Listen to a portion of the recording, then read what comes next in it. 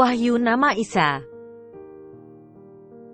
Apakah sudah menonton tentang video yang berjudul Kekacauan Turunnya Quran? Di mana telah dibuktikan Quran yang menurut surah merupakan sebuah kitab yang tersusun rapi dan terperinci, ternyata pewahyuannya dan penyusunannya amburadul. Dalam video ini kita akan lihat lagi bagaimana amburadulnya penyusunan dan pewahyuan Quran sehingga baik Allah SWT maupun Jibril harus bolak-balik mewahyukan suatu wahyu yang bisa dilakukan secara bersamaan. Untuk itu mari kita lihat dua ayat berikut ini yang diambil dari surah Ali Imran 3 ayat 45 dan surah Maryam 19 ayat 19. Surah 19 ayat 19. Ia, Jibril, berkata kepada Maryam, "Sesungguhnya aku ini hanyalah seorang utusan Tuhanmu, untuk memberimu seorang anak laki-laki yang suci." Surah 3 ayat 45. Ingatlah, ketika para malaikat berkata, "Hai Maryam, sesungguhnya Allah menggembirakan kamu dengan kalimat daripadanya, namanya Al-Masih Isa Putera Maryam. Seorang terkemuka di dunia dan di akhirat dan termasuk orang-orang yang didekatkan kepada Allah." Surah Maryam yang merupakan surah ketiga atau surah ke-44 menurut urutan waktu, diturunkan di Mekah sebelum perpindahan umat muslim ke Abisina, Ethiopia, yaitu pada sekitar tahun 615. Sedangkan surah Ali Imran diturunkan beberapa kali di Medina. Ayat 1-32 diturunkan pada sekitar tahun 624 setelah Perang Badar, sedangkan ayat 33-63 diturunkan sekitar tahun ke-9 Hijrah atau sekitar tahun 632.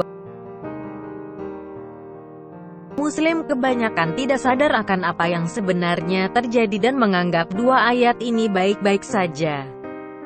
Malah istimewa, karena turut memperkaya hasanah Islamologi, khususnya Kristologi Islamik. Mereka tidak bertanya kritis kenapa Injil sejak 6 abad sebelumnya telah menyebut namanya Yesus, dan kini tiba-tiba Isa. Bukankah nama tersebut berasal dari sorga, dari mulut Tuhan yang sama dan diturunkan oleh malaikat yang sama? Apakah ada sesuatu yang keliru? Dari mana asal nama baru Isa itu dimunculkan? Asal mula nama Isa sampai sekarang tidak jelas. Injil tidak mengenal nama tersebut. Yesus dan muridnya pun tidak. Muhammad sendiri pun tidak mengerti apa maknanya. Kata ini pun bukanlah sebuah terjemahan bahasa Arab dari nama Yesus. Ternyata asal-usul nama Isa berasal dari dua tahapan wahyu tentang kelahirannya yang terpisah. Yang pertama dituliskan dalam surah Maryam atau surah 19 pada awal wahyu di Mekah.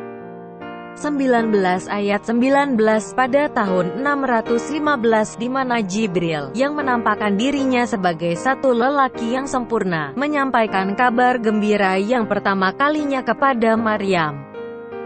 Dan sayang bahwa kabar gembira ini ternyata kelupaan menyebutkan siapa nama seorang anak laki-laki yang suci yang akan dikandung Maryam. Dan setelah lebih dari 15 tahun kemudian, setelah Muhammad hijrah ke Medina, hal ini baru disadari oleh penulis Quran. Maka Allah SWT dengan terpaksa menyusulkan wahyunya lagi dan disisipi pada surah Ali Imran atau surah 3 ayat 45 pada sekitar tahun 632. Disitulah baru tampil nama Isa, Al-Masih Isa Putera Maryam. Setelah bertahun-tahun Muhammad dan para pengikutnya tidak mengenal siapa nama Putera Maryam tersebut, ternyata Allah SWT baru sadar kalau dia lupa bahwa dia belum memperkenalkan siapa itu Isa yang sebelumnya sudah berkali-kali disebut dalam beberapa surah seperti surah 6 ayat 58, surah 42 ayat 13, surah 43 ayat 61 dan 63, yang terlebih dahulu diwahyukan. Anehnya lagi, makna Isa dan maksud dari pemberian nama susulan tersebut tidak disertakan sama sekali oleh Allah. Akibatnya isat tanpa makna atau arti, dan lagi-lagi tidak ada satupun saksi yang mengkonfirmasikannya atas penyampaian wahyu tersebut. Dan kalau kita perhatikan dengan lebih teliti, maka kita akan melihat perbedaan dalam cerita antara wahyu pertama dan wahyu kedua. Perhatikan bahwa wahyu pertama di Mekkah dalam surah 19 disampaikan sebagai berikut. 1. Diturunkan oleh satu roh tanpa nama, belakangan dianggap Jibril. 2. Ruh dimunculkan sebagai seorang lelaki sempurna, surah 19 ayat 17. 3. Ruh sama sekali tidak memanggil, menyapa nama Maryam. 4. Ruh sama sekali tidak menyebut siapa jati diri, anak laki-laki suci, tapi yang harus dilahirkan secara aib dan haram, tanpa suami, tanpa nama, tanpa penjelasan dan penguatan yang sangat diperlukan Maryam pada saat ia nanti harus menghadapi sendirian resiko aniaya dan rajam dari kaumnya. Ini adalah buah karya Allah SWT yang tampaknya sangat teledor. Maka perlu dikoreksi, setelah terlantar lebih dari 15 tahun, dengan wahyu susulan di Madinah yang disampaikan dalam surat 3 sebagai berikut. 1. Diturunkan oleh bala para malaikat, jamak. 2. Malaikat tidak ada dalam wujud satu lelaki. 3. Wahyu kini dilengkapi dengan panggilan dan salam sopan, hai Maryam. 4. Wahyu dilengkapi dengan nama sang bayi suci. Namanya Al-Masih Isa Putera Maryam, seorang terkemuka di dunia dan di akhirat dan termasuk orang-orang yang didekatkan kepada Allah. Demi membela perbedaan-perbedaan di atas, maka para pakar muslim harus membuat alasan bahwa kejadian dalam dua surah di atas adalah merupakan dua kejadian terpisah. Alias Allah SWT dengan terpaksa memerintahkan malaikatnya untuk turun kembali memberitakan berita yang sama. Padahal kalau kita membaca ayat setelah kedua ayat tersebut, maka kita bisa melihat sebenarnya kedua cerita di atas adalah suatu cerita yang sama. Surah 3 ayat 47 Maryam berkata, "Ya Tuhanku, betapa mungkin aku mempunyai anak, padahal aku belum pernah disentuh oleh seorang laki-laki pun." Allah berfirman, dengan perantaraan Jibril.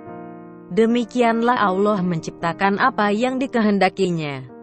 Apabila Allah berkehendak menetapkan sesuatu, maka Allah hanya cukup berkata kepadanya, "Jadilah," lalu jadilah dia. Surah 19 ayat 20 dan 21. Maryam berkata, "Bagaimana akan ada bagiku seorang anak laki-laki, sedang tidak pernah seorang manusia pun menyentuhku dan aku bukan pula seorang pezina?" Jibril berkata, "Demikianlah, Tuhanmu berfirman, hal itu adalah mudah bagiku, dan agar dapat kami menjadikannya suatu tanda bagi manusia dan sebagai rahmat dari kami, dan hal itu adalah suatu perkara yang sudah diputuskan."